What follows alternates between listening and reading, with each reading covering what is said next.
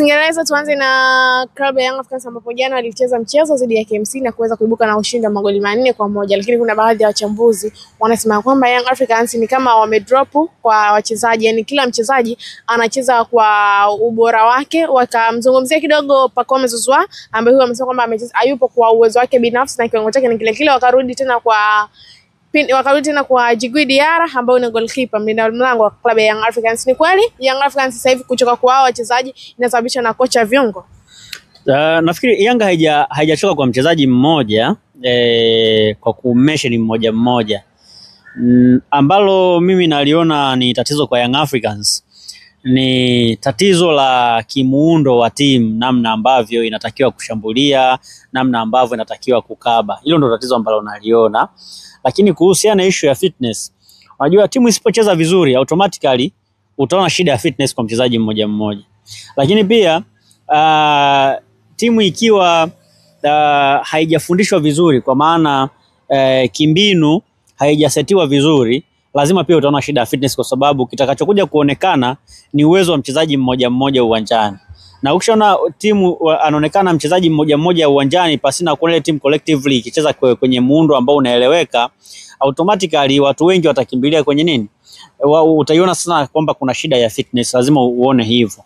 Lakini kwangu, namna ambavyo naitazama Yanga, sioni kama ni timu ambayo ina shida sana ya fitness, ila ina shida ya muunganiko wa kitimu, kucheza kama team collectively. Hapa tunazungumzia sasa benchi la ufundi kushindwa kutengeneza timu ambayo ina muunganiko mzuri wa kuifanya timu iwe na flow nzuri kwenye kushambulia na kuifanya timu iwe na flow nzuri kwenye kukaba. Hiyo ndio changamoto ambayo naiona mimi kwenye Coast Young Africans, na ndio ambayo inasababisha unaona kama timu haina muunganiko mzuri. Lakini wapo baadhi ya wachezaji ambao wanaonekana kuwa fiti wakati mchezo unaendelea. Kwa mfano, ukimwangalia Duke Abuya akicheza peke yake, ukimwona Lezi mwenyewe kwa nafasi yake, huwezi kuona shida ya fitness kwa namna ambavyo anacheza. Ukimtazama Pacome Zouzoua, the way anavyocheza mwenyewe individual, huwezi kuona tatizo la fitness.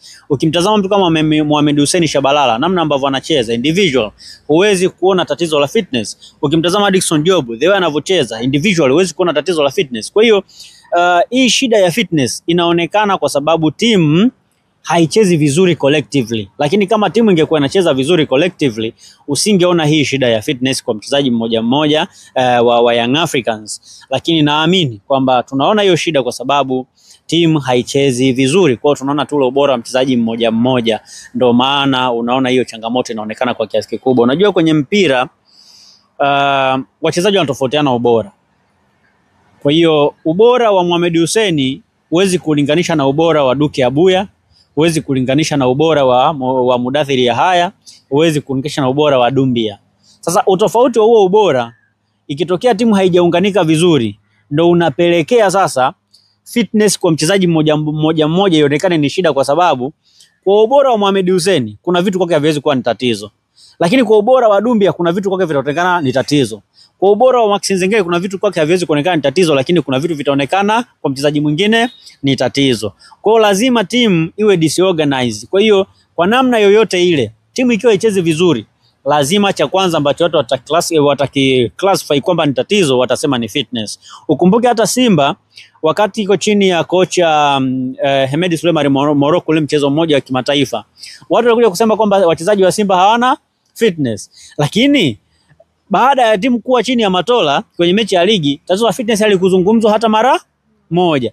Kwa hiyo wakati mwingine timu ikishindwa kuwa na muunganiko mzuri wa kucheza kitimu, hiyo inapelekea watu waseme kwamba haina fitness, kwa sababu tutaenda kushuhudia ubora wa mchezaji mmoja zaidi pasana kuzungumzia ya kuona ubora wa timu nzima. Lakini ifika wakati timu imeunganishwa vizuri, una uwezo sasa wa kuzungumza ubora wa mchezaji mmoja, kwa sababu the team utaona ile flow yao kuanzia kwenye kushambulia, utaona flow yao pia kwenye kukaba. Kupitia ukurasa wa Instagram wa shabiki wengi wa klabu ya Young Africans, kuna wale ambao wameanza kucomment kwamba Dube must go, lazima kwamba wanasema kwamba Dube lazima aondoke katika kosti yao. Unaona ni kuna namna Young Africans dirisha dogo watafute striker mwingine? Yeah, of course. Simba Yanga wanatakiwa kutafuta striker mwingine dirisha dogo, kwa sababu washambuliaji waliopo wanaonekana hawatoshi. Ukimtazama Prince Dube bado mpaka leo haeleweki kwamba atafunga lini, na huoni kama kuna dalili za yeye kuja kufunga. Ukimtazama Andy Boyeli haoneshi dalili kwamba atakuja kufunga lini, na yeye pamoja na kwamba alifunga kwenye mchezo dhidi ya KMC, lakini KMC ni mechi nyepesi, siwezi kusema Boyeli ni bora kwa sababu amefunga dhidi ya KMC. Kwa hiyo na yeye pia hakupi ile future ya Yanga kwa eneo la kushambulia. Kwa hiyo ukitazama hao washambuliaji wa jinsi ambavyo wanacheza, unaona kabisa kwamba ni washambuliaji ambao hawatoshi kuifanya Yanga kuwa bora kwenye eneo la kushambulia. Inabidi Yanga watafute mshambuliaji mwingine kwa sasa, kwa sababu pia Clement Mzize ambaye alikuwa ni top scorer wa Yanga msimu uliopita kapata injury ya muda mrefu. Kuna uwezekano akakosekana kwa zaidi ya miezi miwili kwa namna ambavyo Yanga walitoa taarifa wenyewe. Kwa hiyo kama anakosekana kwa zaidi ya miezi miwili, maana yake kwenye mechi zote za klabu bingwa anaweza akakosekana kwenye mechi zote za klabu bingwa. Akikosekana kwenye mechi zote za klabu bingwa na Yanga kama hawajasajili mshambuliaji mwingine, itabidi wamtegemee Boyeli na Prince Dube ambao mpaka leo wanaungaunga, hawaoneshi kama kuna kitu kikubwa wanaweza kukifanya. Kwa hiyo ukiangalia the way hawa washambuliaji wa Yanga wanacheza, kuna za sababu zaidi ya 1000 za kuwafanya Yanga watafute mshambuliaji mwingine ambaye atawasaidia kwenye hatua za makundi na si kumtegemea Prince Dube au Ande Boyeli ambao mpaka sasa hivi hawaoneshi dalili zozote zile za kuifanya Yanga kuwa tishio kwenye eneo la kushambulia. Na unajua kuongeza mshambuliaji sio lazima wasajili moja kwa moja, wanaweza kuomba mshambuliaji mwingine kwa mkopo. Yaani kwamba wakaenda wakatafuta timu ambayo ni bora, ina mshambuliaji bora na haishiki mashindano ya kimataifa, wakamwomba mchezaji kwa mkopo hata miezi 6 tu aje awasaidie kwenye hizi hatua za group stage na mpaka watakapoenda kutolewa. Then baada ya hapo mwishoni mwa msimu watasajili mchezaji mwingine ambaye atakuja kuwasaidia, au kama wana pesa dirisha dogo waingie sokoni wasajili mshambuliaji mwingine bora ambaye atakuja kuwasaidia. Nadhani hiyo itawasaidia kwa namna moja ama nyingine kuliko kubaki na washambuliaji hawa ambao mpaka hivi sasa bado hawaoneshi dalili za kufunga. Na Yanga ni timu kubwa, isipopata wafungaji wazuri automatically itafanya vibaya. Ikifanya vibaya, alama za kwanza wanatupiwa viongozi wa Young Africans. Sasa sidhani kama kuna viongozi wa Yanga watakubali kupokea lawama ambazo sio za msingi, ambazo zinaweza kuifanya timu kufanya vibaya kwa sababu ya mtu mmoja. Sidhani kama wanaweza kukubali hivyo. Naamini kwamba uongozi wa Yanga lazima utatafuta namna ya kufix hili tatizo ili waweze kwenda kufanya vizuri zaidi. Ni kweli Young Africans bado hawajapata mbadala wa Khalid Aucho katika kosi chao, ndio maana tunaona hichi ambacho tunakiona hivi sasa. Of course shida ya Yanga sasa hivi sioni kama Khalid Aucho ni tatizo. Pengo la Khalid Aucho limezibwa vizuri kabisa na Duke Abuya. Amefanya kazi nzuri sana, na ndio maana unaiona timu kwenye kudefense na defense vizuri, kwenye kuanzisha mashambulizi pia mipira ikiwa na Duke Abuya inatoka vizuri kwake kwenda kwenye maeneo mengine. Kuna kasumba tu watu wamezoea kwamba Duke Abuya asipokuepo, Khalid Aucho asipokuepo timu haichezi vizuri, lakini sio kweli. Sasa hivi Yanga haichezi vizuri sio kwa sababu Khalid Aucho hayupo, hapana.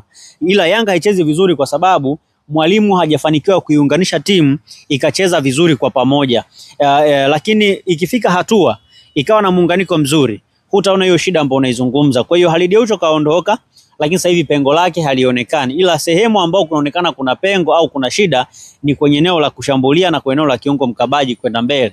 Lakini kwenye maeneo ya kiungo mkabaji kule kwenye eneo la ulinzi walau pameimarika, hakuna shida kubwa ambayo inaweza kuifanya timu ishindwe kufanya vizuri. Kwa jinsi ambavyo tumeiona Young Africans hii katika ligi kuu, na ukiangalia kundi ambalo wapo, wengine ukienda mbele kusema kwamba ni kundi la kifo, ambapo hivyo Young Africans, Al Ahly, yupo JS Kabylie pamoja na FAR Rabat.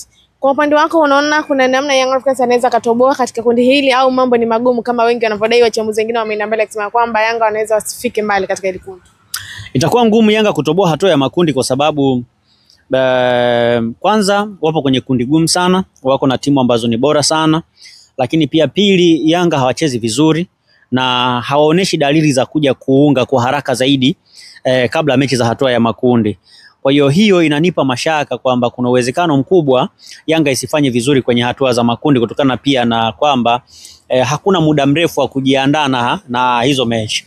Unajua sasa hivi hapa ligi itasimama, tutaenda international break. Tukirejea kutoka international break tayari ligi mashindano ya kimataifa yanaanza. Sasa zile mechi zinachezwa back to back, hakuna muda mrefu sana, kwa sababu zitachezwa mechi kama 3 mwanzoni, after hapo tutaenda kwenye maandalizi ya AFCON, ndio inakuja kurejea tena mwakani. Kwa hiyo ukiangalia kwa spidi ya Yanga kwa sasa, na hizi mechi za kimataifa jinsi zilivyo, ratiba yake jinsi ilivyo, na ratiba ya Yanga jinsi ilivyo mpaka hivi sasa, mpaka kwenda mwezi Januari, ratiba ni ngumu sana kiasi kwamba wanaweza wasipate muda wa kujiandaa vizuri sana kuelekea kwenye hiyo mechi. Kwa hiyo pia inaweza kusababisha Yanga washindwe kufanya vizuri, na hii inapaswa kuwa ni wake up call kwa uongozi wa Young Africans, kwamba kuna vitu wanatakiwa kuwa navyo serious kabisa tangu mwanzoni mwa msimu. Wasisubiri mambo yawe mabaya ndio waanze kufanya mabadiliko. Kwa mfano, mwaka huu Yanga wamefanya makosa wenyewe kwa kushindwa kumuondoa kwenye timu Romain Folz mapema. Kama wangemuondoa Romain Folz mapema, manake mwalimu angepata muda mrefu wa kukaa na hii timu kabla mechi za hatua ya makundi. Angeweza kurekebisha mapungufu ya timu mapema na wangeenda kwenye hatua ya makundi wakiwa na timu imara. Lakini sasa hivi Yanga wataenda kwenye hatua ya makundi wakiwa hawana timu imara kwa sababu walichelewa kumtoa Romain Folz kwenye timu, kitu ambacho kinaweza kusababisha timu kufanya vibaya kwa sababu mwalimu mpya atashindwa kupata muda wa kuiandaa timu vizuri kwa haraka na kuifanya timu iweze kuwa na ubora kwenda kushindana kwenye hatua za makundi. Ni sahihi kumfanisha Pacome Zouzoua na Morris Abraham kama wengi wanavyofanya? No, ni dhambi na ni kosa kubwa kumfananisha Pacome Zouzoua na Morris Abraham, kwa sababu Pacome yuko kwenye level nyingine kabisa ya ubora, na kwa uwezo wa Pacome Zouzoua, Morris Abraham hawezi kufika hata robo tatu yake. Labda anaweza kufika nusu yake, lakini robo tatu yake hafiki. Kwa hiyo kaachwa mbali sana na Pacome Zouzoua. Yaani Pacome Zouzoua ni mashine nyingine. Yaani tusimfananishe na mchezaji mwingine yoyote. Tumwache kama alivyo. Yaani Morris Abraham bado ana vitu vingi vya kujifunza kwa Pacome Zouzoua kusema ukweli. Yes. Tunazungumzia hapa na Billy Simba Sports Club amecheza dhidi ya JKT Tanzania na mechi ilikuwa ni tough kweli na hatimaye wakaanza kufanya comeback ya maana na kuondoka na alama 3 katika uwanja wa Isamuhyo. Kwa jinsi ulivyoangalia kile kikosi, dakika za kwanza, dakika 45 za kipindi cha kwanza kwako, Alex, ulizionaje?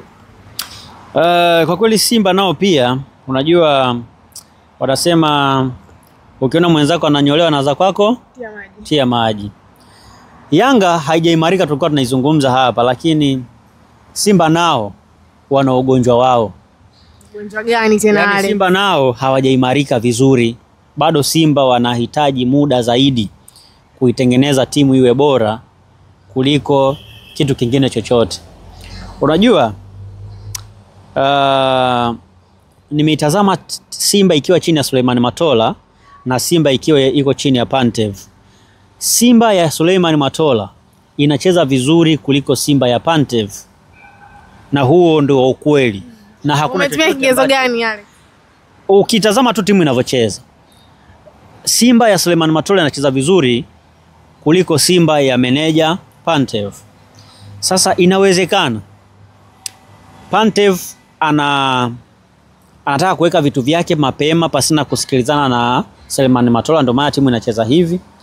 Au inawezekana Matola kaamua kumsusia Pantev timu bila kumshauri chochote ili watu waweze kufanya hizo comparison kama ambavyo nimezungumza hapo.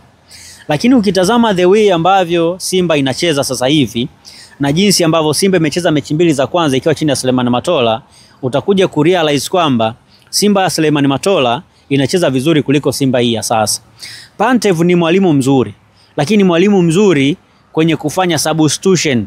Ndio maana Simba inacheza vizuri kipindi cha pili na si kipindi cha kwanza. Ukiwa unaweza kucheza vizuri kipindi cha pili na kipindi cha kwanza huwezi kucheza vizuri, maana yake kuna possibility pia ya wewe kufanya vibaya, kwa sababu hicho watu watakusoma. Wakishagundua kwamba kipindi cha kwanza ndio kipindi ambacho unacheza vibaya, kipindi hicho tutajitahidi wapate matokeo ambayo ni mazuri, ili baadaye atakuja kufanya mabadiliko ya wachezaji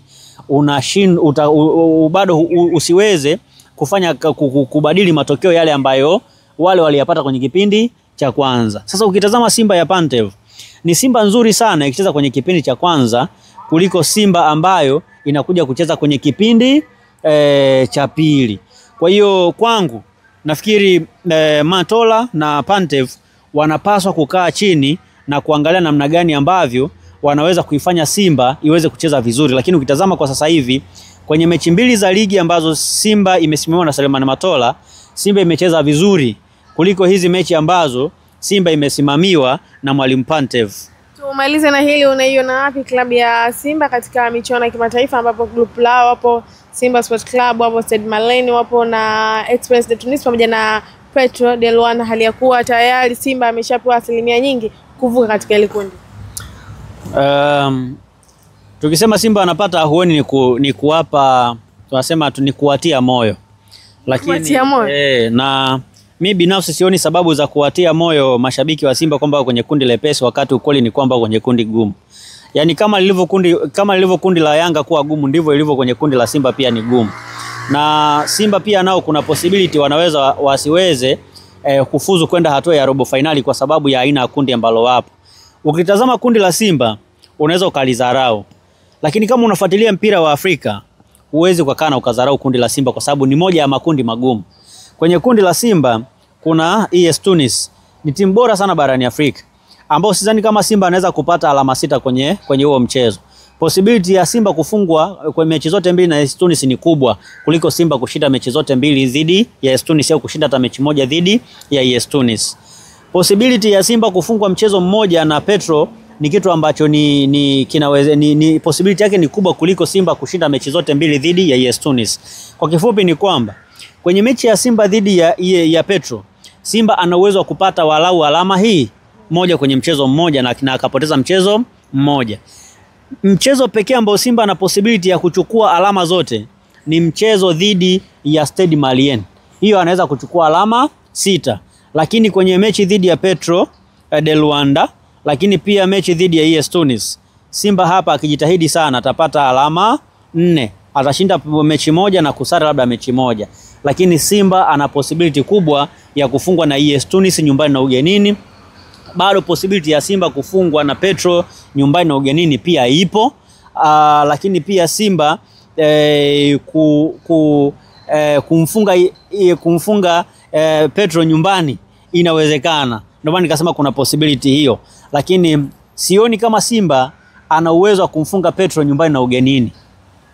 Kwa hiyo kundi la Simba pia ni kundi gumu, itategemea na namna ambavyo watajiandaa wenyewe. Ila wanaosema kundi la Simba ni lepesi ni watu tu ambao wanataka tu kuwatia moyo mashabiki wa Simba, lakini ukweli ni kwamba kundi la Simba ni moja ya makundi magumu ambayo wanapaswa kuyatazama kwa jicho la tatu zaidi. Shukrani sana. Asante sana.